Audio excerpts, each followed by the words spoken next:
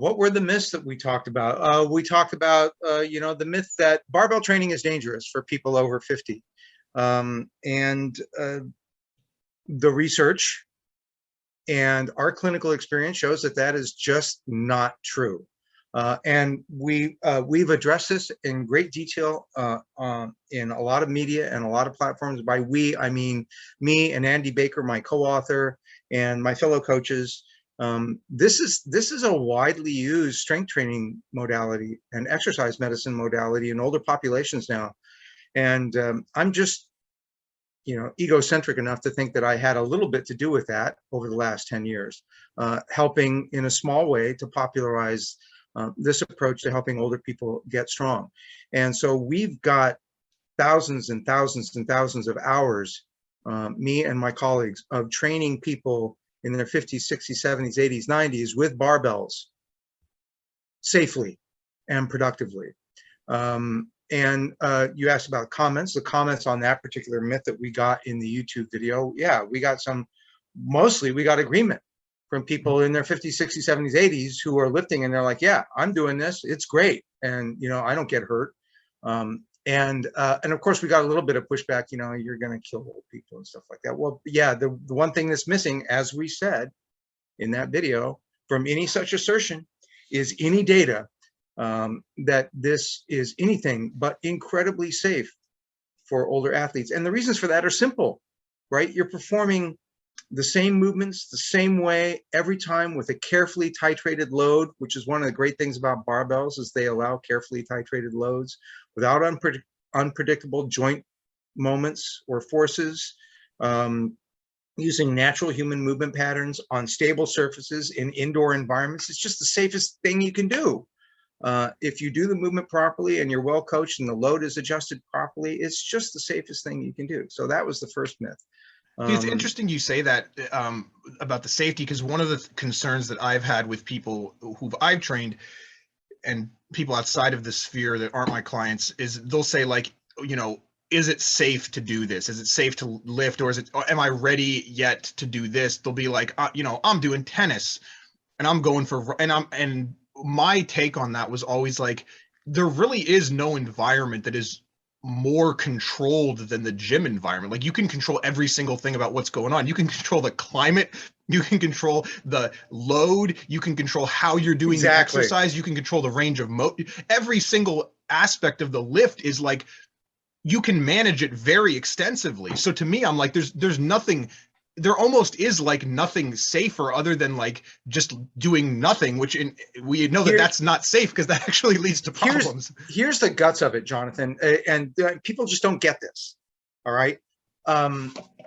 We love people who go out and play tennis or do rock climbing, even in their 40s, 50s, 60s, right? That kind of stuff.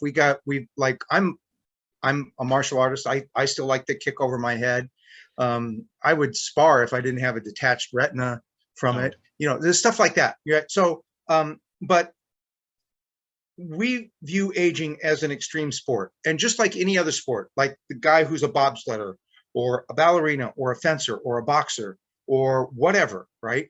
Those people need to practice their sport, but that's distinct from training. Training is the exercise activity that develops the fundamental fitness attributes that are common to every athlete: strength, power, mobility, body composition, and so on, right? Every athlete needs those things to some degree or another, right? So every athlete has to train those fundamental athletic attributes, right?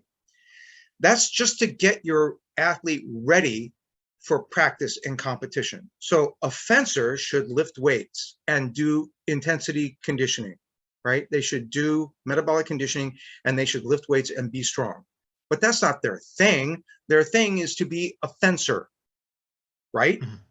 Right? So they go out and they do practice and performance and competition in fencing. That's a very dynamic activity with unpredictable joint forces and moments, right? There's a certain amount of injury risk that's involved in being a fencer. That's just part of playing the game, right? So if a fencer gets injured in practice and competition, that's just the price of doing business. But to injure a fencer in training, just to get them strong and fit for practice and competition, a coach who gets his fencer injured in training, building the fundamentals, that coach should be fired. When it comes to training, safety is a huge priority. And that goes for the athlete of aging who's engaged in the most extreme sport of all, which is getting older, right? So we like the highest death rate of any sport.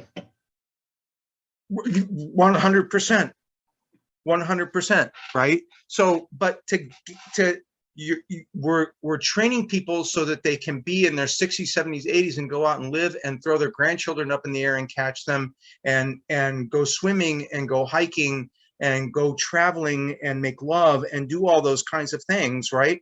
And, you know, if you get hurt doing those things, that's just you living. But to hurt grandma just to prepare her for a fuller, richer life and make her healthier, that's unforgivable. So there's no way that we would use an exercise medicine modality that was dangerous for these people. Safety was our first consideration. And if anybody read the book, they would know that. So that's myth number one. I mean, as far as I'm concerned, it's off the table. This is an incredibly safe modality for training. And so what you're saying in terms of like, you know, you do strength training if you're a fencer, you do strength training if you play tennis is, and general conditioning is it's basically the most